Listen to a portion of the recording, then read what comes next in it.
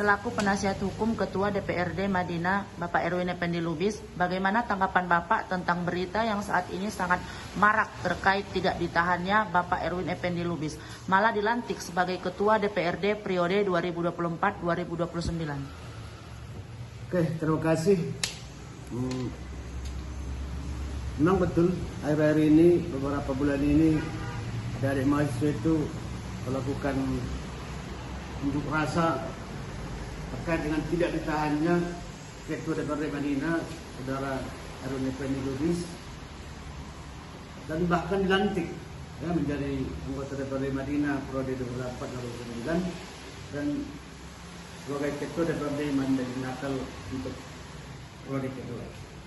Nah, di sini perlu saya tegaskan dan saya jelaskan bahwa berdasarkan hasil pemeriksaan di Polda Sumatera Utara ketika saya sebagai penasihat hukum Saudara Erwin Effendi Lubis dan berita acara yang sudah saya tandatangani bahwa tidak satu orang saksi pun, baik dari kalangan PNS, para terdakwa yang sekarang ditahan, yang mengarangkan atau menyatakan bahwa Erwin Effendi Lubis pernah menerima uang atau materi lainnya dari para tersangka atau dari siapapun, baik dia dari calon P3K atau dari manapun. Tidak ada saksi yang menerangkan seperti itu. Nah, jadi kenapa Erwin Effendi Lubis dinyatakan sebagai tersangka oleh Polda waktu itu pada bulan Maret 2024 yang lalu? Ya, karena ada keterangan pada waktu sebelum dia diperiksa bahwa katanya Erwin Effendi Lubis ada meminjamkan uang kepada seorang tersangka sebanyak 200 juta. Ternyata itu tidak benar. Di konfrontir juga tidak ada pengakuan dan tidak ada data bahwa Erwin Effendi Lubis pernah memberikan pinjaman uang kepada salah seorang dari para terdakwa terdakwa tersebut. Nah, Erwin Effendi Lubis disangka melakukan tindak pidana korupsi karena menerima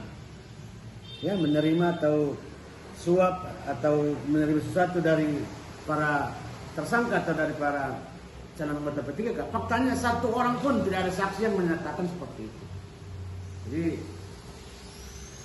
itu duduk perkaranya yang sebenarnya bahwa Erwin Effendi Lubis tidak pernah menerima uang dari siapapun, termasuk dari para tersangka maupun dari para calon anggota P3K Madinah tahun 2023. Itu. Terkait berkas pelimpahan Erwin Effendi Lubis yang dikembalikan dari jaksa yang mana berkas tersebut tidak memenuhi syarat formil maupun syarat material. Itu bagaimana tanggapan Bapak selaku penasihat hukum Ketua DPRD Madinah? Oke, terima kasih. Kembali kami lanjutkan. Pada bulan April, sekitar tanggal 2 April tahun 2024 yang lalu, saya bersama rekan saya Muhammad Kulmi Sarahab SH mendampingi pemeriksaan Saudara Erwin Effendi Lubis di Polda Sumatera Utara. Nah, setelah pemeriksaan tersebut dilaksanakan dan menurut penyidik sudah cukup, maka penyidik melimpahkannya ke Kejaksaan Tinggi Sumatera Utara. Oleh Kejaksaan Tinggi Sumatera Utara, menurut penelitian dari tim jaksa, perkara tersebut dinyatakan belum lengkap secara formil dan material. Maksudnya adalah secara formil belum lengkap karena Erwin Effendi Lubis bukan pejabat eksekutif. Dia adalah sebagai Ketua DPRD Madinah Natal tidak berwenang, tidak memiliki kewenangan untuk menyatakan seseorang lulus atau tidak menjadi P3K Madinah. Nah, secara material belum lengkap menurut jaksa. Itu tadi. Tidak ada saksi satu orang pun yang menyatakan bahwa Erwin Effendi Lubis pernah menerima uang, baik dari para calon P3K maupun apalagi dari para tersangka yang ditahan saat ini. Jadi dugaan suap atau menerima sesuatu, menerima uang dari P3K itu sama sekali itu tidak benar. Itu makanya oleh jaksa pada Kejaksaan Tinggi mengembalikan berkas tersebut dengan istilah P18 dan P19 ke penyidik Polda Sumatera Utara. Itu.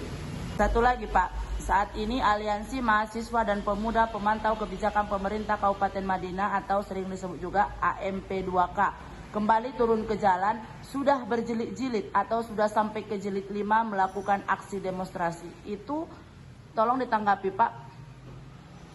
Nah itu tadi ya, adik-adik mahasiswa para aktivis pemerhati Madinah belakangan ini marak ya melakukan unjuk rasa, memberikan komentar-komentar yang tangkap Erwin Effendi, Polda Sumatera Utara, Kapolda Sumut jangan pilih yang terang pilih. Ya Bupati Batubara saat mantan Bupati kenapa ditangkap, Ketua DPR Madinah kenapa tidak? Nah ini yang perlu dipahami oleh adik-adik mahasiswa, para pemerhati penegakan hukum di Madinah.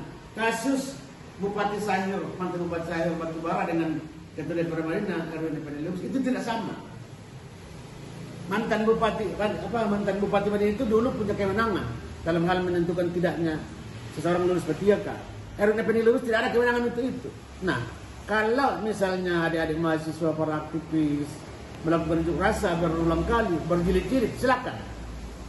Ya, silakan sampai jilid keberapa pun silakan, tapi tidak akan merubah fakta yang sudah terjadi saat ini, bahwa intinya Ketua DPR Madinah Erwin Effendi tidak pernah menerima uang apapun dari para tersangka maupun dari para calon P3K Madinah tahun 2023 yang lalu, sehingga tidak akan mungkin ada perubahan dari sikap Kapolda Sumatera Utara. Kita taat azas dan taat hukum. Kapan saja dipanggil Ketua DPR itu hadir. Kita hormati itu. Tapi faktanya karena beliau tidak terlibat, makanya Kapolda juga punya pertimbangan subjektif. Dan jangan pula dikait-kaitkan dengan kalau tidak ditahan akan mengganggu stabilitas Pilkada Madinah. Itu tak benar, tidak ada kaitannya ke situ. Jadi saya mohon kepada adik-adik para mahasiswa, para aktivis, para pemerhati Madinah, berikanlah komentar yang menyejukkan dan berdasarkan data, fakta, hukum yang sebenarnya.